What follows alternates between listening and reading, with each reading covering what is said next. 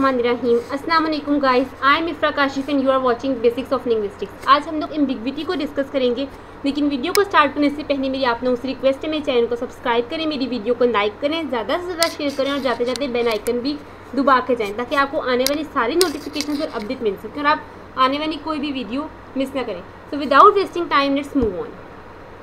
Okay, हम लोग सबसे पहले एम्बिग्विटी की डेफिनेशन देख लेते हैं दैट व्हाट इज़ एम्बिग्विटी। कोई भी वर्ड, कोई भी फ्रेज या कोई भी सेंटेंस उस वक्त जो है वो एम्बिगुअस होता है जब उसका एक से ज़्यादा मतलब होता है।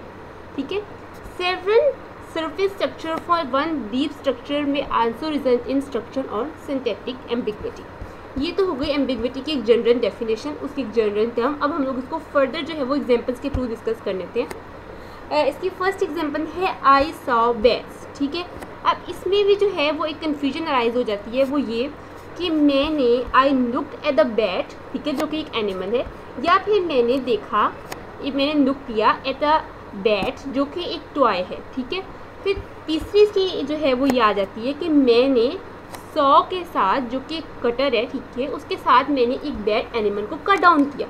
ठीक है, उसको ज़िबा किया, उसको काटा। या फिर मैंने सॉ के साथ, जो कि कटिंग टूल है, उसके साथ एक बैट जो कि एक नई ऑब्जेक्ट है उसको कट डाउन किया। उसके बाद नेक्स्ट एग्जांपल हम लोगों के पास है Humpty Dumpty had a great fall. अब हम लोगों ने, सब लोगों ने पोएम अपने बचपन में बहुत ज़्यादा पढ़ी है। इसके भी दो एम्बिगुअस मीनिंग्स हो सकते हैं। ये बेसिकली पोएम में इस वजह से क्लियर हो जाता है क्योंकि Humpty Dumpty Humpty Dumpty set on a wall, Humpty Dumpty had a great fall, तो वो उस वजह से क्लियर हो जाता है। लेकिन अगर हम लोग इसको एक सेंटेंस को डिस्कस करें ना, तो इसमें एम्बिग्विटी है। जैसे हम्टी डम्टी फेल डाउन, ठीक है, वो नीचे गिर गया, या फिर हम्टी डम्टी ने फॉल सीजन या जो ऑटम सीजन था उसको उसने बहुत ज़्यादा इंजॉय किया। ये सेंटेंस भी जो है एम्बिगुअस है, इसके डुअल मीनिंग है। उसके बाद आगे अगली एग्जाम्पल है mom leaves outside the bar in the rain to drink beer. ठीक है, मॉम लीव्स किड आना था यहाँ पे। ठीक है, यहाँ पर मॉम लीव्स किड आना था, किड मैंने मिस कर दिया। अब इसके दो मीनिंग्स हैं। पहला मीनिंग तो ये है कि जो मदर है उसने बच्चे को आउटसाइड द जो बार है वहाँ पर छोड़ दिया रेन में। क्यों? क्योंकि उसने बार के अंदर जो है वो बियर पीनी थी। ठीक है, दूसरा ये है कि जो बच्चा है उसको मॉम ने बार के बाहर छोड़ दिया इन the rain so that he और शी, जो बच्चा है वो जो है वो बियर पिए। ठीक है, वो वहाँ पर बियर पिए। ये इसके दो मतलब हो गए। अगला मतलब है किड्स मेक न्यूट्रियस स्नैक्स। इसके भी दो मतलब है कि जो बच्चे हैं उन्होंने न्यूट्रियस स्नैक्स बनाए, ठीक है, खुद। या फिर अगर हम लोग ये कहें कि अगर हम लोग बच्चों को स्नैक्स बनाते हुए उसमें बच्चे ऐड कर दें, तो जब उस स्नैक्स में बच्चे ऐड कर देंगे ना, यानी कि आप इंग्रेडिएंट्स में शुगर या फ्लोर, आप ये सब चीज़ें ऐड करते हो, आप उसके साथ बच्चे भी शामिल कर देंगे ना, तो आपके जो स्नैक्स हैं, आपके जो कुकीज़ हैं, वो बहुत अच्छे बनेंगे। ठीक है, तो ये एक एम्बिग्विटी यहाँ पे आ गई और ये एक न्यूज़ हेडलाइन भी हो सकती है, इतनी बड़ी कन्फ्यूजन। अच्छा, इसी तरह से अगर हम लोग एक छोटे से वर्ड, एक छोटे से फ्रेज को देख लें, फ्रेंच टीचर।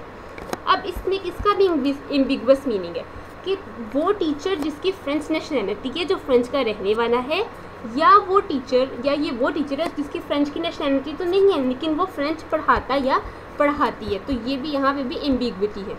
उसके बाद नेक्स्ट है she kill the man with a tie.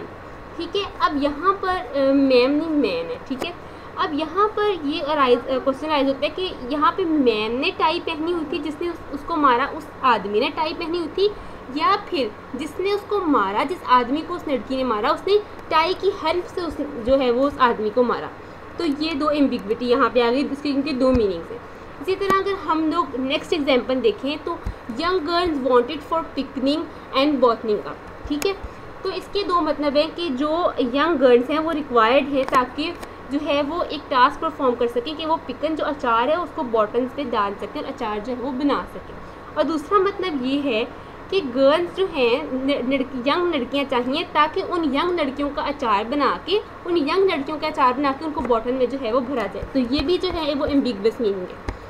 उसके बाद जो नेक्स्ट है वो बेसिकली ये मीनिंग है कि Wagner threaten the student with the knife. अब इसमें दो मीनिंग है कि एक बगनर जो है जिसके हाथ में नाइफ है उसने स्टूडेंट को थ्रेटन किया, या स्टूडेंट के हाथ में नाइफ है जिसने बगनर को जो है वो थ्रेटन किया। मतलब student was carrying the knife और the Wagner was carrying the knife. तो यहाँ पे भी एम्बिग्विटी, कन्फ्यूजन आ गई, उनके इसकी डुअल मीनिंग है। इसी तरह chicken is ready to eat, इसके भी दो मीनिंग्स हैं, ठीक है। कि पहला मीनिंग तो ये है कि चिकन जो है अब वो रेडी है कि उसको सर्व किया जाए, ठीक है। अच्छा, कि मतलब चिकन खाना खाने के लिए तैयार है, chicken is ready for its feed, पहला मीनिंग ये हो गया। दूसरा मीनिंग ये हो गया कि चिकन जो है अब जो है वो फुली ग्रोन हो गया, अब उसको हम लोग कुक करके उसको खा सकते हैं। तीसरा मीनिंग ये है कुक, चिकन जो है वो बन गया है, वो कुक हो गया है, वो बेक हो गया and it can be eaten now. या फिर chicken is ready to eat, इस तरह डिफरेंट कंपनीज़ के मिलते हैं। मैं कंपनी स्पेसिफिक नहीं करना चाह रही, KNN और भी डिफरेंट कंपनीज़ के जो हैं हमें रेडी टू ईट चिकन्स मिलते हैं, KNN, सबरोसो, ये वो। तो इनके मेन्यू के तो ये जो है ना वो रेडी टू ईट है कि मतलब आपने इसको बस ओवन में माइक्रोवेव करना है या जस्ट आपने इसको फ्राई करना है तो इट विल बी रेडी। तो ये यहाँ पे एक मीनिंग आ गया chicken is ready to eat. उसके बाद इसी तरह से जो अगली एग्जाम्पल है वो ये कि visiting relatives can be boring. इसके दो मीनिंग है कि जब रिलेटिव्स हम लोग को विजिट करते हैं तो उनका जब वो विजिट करते हैं तो it is boring for us, या हम लोग जब रिलेटिव्स को विजिट करते हैं, जब हम लोग उनके घर जाते हैं तो इट इज़ बोरिंग। तो इस वजह से ये जो सेंटेंस है ये भी एम्बिगुअस है। उसके बाद हम लोग अपने नेक्स्ट एग्जाम्पल की तरफ चलते हैं, वो है the professor set on Monday that he would give an exam. तो इसके भी अब 4 मीनिंग बनते हैं। पहला मीनिंग जो है वो ये है कि प्रोफेसर ने कहा था कि वो जो है वो एग्ज़ाम कंडक्ट करेगा या वो एग्ज़ाम लेंगे ऑन मंडे, ठीक है। अच्छा, फिर उसके बाद it was Monday when the professor inform the class that he wants to conduct an exam.